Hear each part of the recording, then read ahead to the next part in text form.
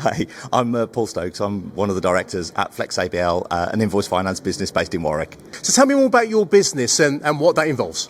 Okay, so we effectively fund invoices. So a business will sell goods and services on a B2B basis, raise an invoice which typically gets paid on 45 days because businesses just don't pay on time. And so what we do is we will fund that outstanding invoice until it's paid.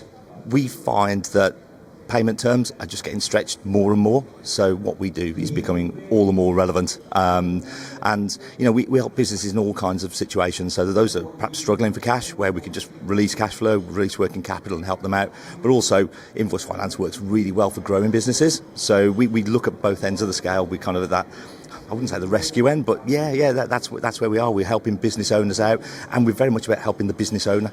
So when it comes to looking for funding, and you know how difficult that can be for businesses, what advice would you give an entrepreneur or a business looking to establish themselves and have a future? What advice would you give them? Two things really. One is actually be prepared. So just be ready for the questions. Have your business plan. Everybody talks about a business plan, but have one and make sure it works and make sure it makes sense. Make sure the numbers are right.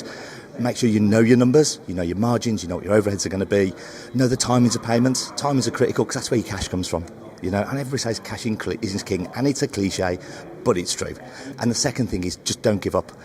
All the lenders have got different flavours, different credit criteria, and you won't necessarily know it. So don't. A lot of businesses just go to the first lender, go to their bank where they've got very different lending criteria to perhaps what we've got, and get a no and think, oh, that's it, give up.